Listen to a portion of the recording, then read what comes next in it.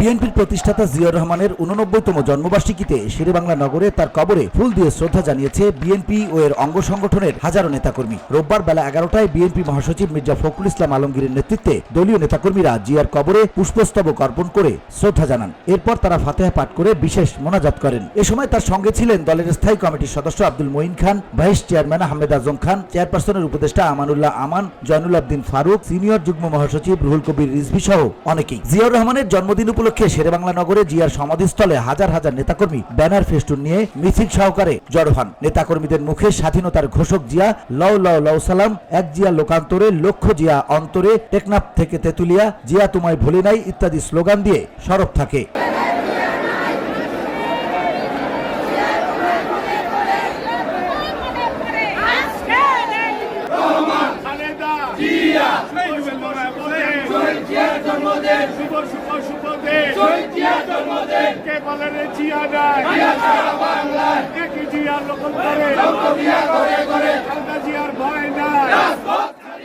শ্রদ্ধা জানানো শেষে সাংবাদিকদের মুখোমুখি হয়ে দলটির মহাসচিব মির্জা ফখরুল ইসলাম আলমগীর বলেন, সংস্কার ও নির্বাচনের মধ্যে কোনো বিরোধ নেই, দুটি একসঙ্গে চলতে কোনো বাধা নেই বলে মন্তব্য করেন দলটির মহাসচিব। তিনি বলেন, অন্তর্বর্তীকালীন সরকারের প্রধান উপদেষ্টার কাছে সংস্কার কমিশনগুলো যে রিপোর্ট দিয়েছে তা দ্রুত রাজনৈতিক দলগুলোর সঙ্গে আলোচনা করে চূড়ান্ত সিদ্ধান্ত নিতে হবে, কারণ ঐক্যমত্য ছাড়া কোনো কিছু সম্ভব নয়। অনেকে বলছেন জুলাই আগস্টে নির্বাচন অসম্ভব, এমন প্রশ্নে তিনি বলেন, সংস্কার চলবে, নির্বাচনের পর যে সরকার আসবে তিনি এই সংস্কারগুলো এগিয়ে নিয়ে যাবেন। আমরা আমাদের দলের পক্ষ থেকে পরিষ্কার করে বলতে পারি, প্রতিটি সংস্কার আমরা এগিয়ে নিয়ে যাব। তাছাড়া সংস্কার ও নির্বাচন একসঙ্গে চলতে কোনো বাধা নেই। সংস্কার এবং নির্বাচনের মধ্যে কোনো বিরোধ নেই।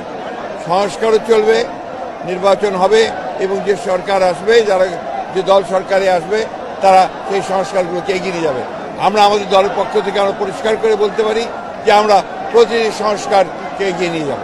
শহীদ রাষ্ট্রপতি জিয়াউর রহমানের স্মৃতিচারণ করে মির্জা ফখরুল বলেন, সিপাহী জনতার বিপ্লবের মাধ্যমে শহীদ প্রেসিডেন্ট জিয়াউর রহমান দায়িত্বে এসেছিলেন। তখন তিনি আধুনিক সমৃদ্ধ বাংলাদেশ নির্মাণের জন্য খুব অল্প সময়ে সমস্ত ক্ষেত্রে সংস্কার করে কাজ শুরু করেছেন। তিনি প্রথম সংস্কারের মাধ্যমে বাংলাদেশে একদলীয় শাসন থেকে বহুদলীয় শাসনের ব্যবস্থা করেছেন। জিয়াউর রহমান রাষ্ট্র পরিচালনার দায়িত্ব নেওয়ার পর বদ্ধ অর্থনীতিকে মুক্তবাজার অর্থনীতি পরিকল্পনা করেছেন। তার হাত ধরে কৃষি ও শিল্পে বিপ্লব ঘটেছে এবং তিনি প্রথম বাংলাদেশে যে সংস্কার অর্থাৎ একদলীয় শাসন ব্যবস্থা থেকে বহুদলীয় শাসন ব্যবস্থাতে নিয়ে আসেন।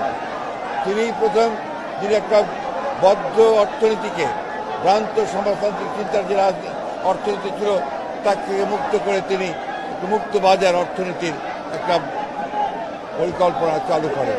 মির্জা ফখরুল ইসলাম আলমগীর বলেন, জিয়াউর রহমানের পরে তার উত্তরসূরি বেগম জিয়া এই দলের দায়িত্ব নিয়েছেন। তিনি দায়িত্ব নিয়ে দলকে আরো বেশি শক্তিশালী ও সাংগঠনিক করেছেন। আজকে তিনি অসুস্থ হয়ে লন্ডনে চিকিৎসাধীন রয়েছেন। আমরা তার জন্য সবাই দোয়া করি। আজকে তারই আরেক যোগ্য উত্তরসূরি, ওনার সন্তান ভারপ্রাপ্ত চেয়ারম্যান তারেক রহমান দলের দায়িত্ব নিয়েছেন, যিনি হাসিনা ফ্যাসিবাদ মুক্ত বাংলাদেশে নতুন নেতৃত্ব দিচ্ছেন।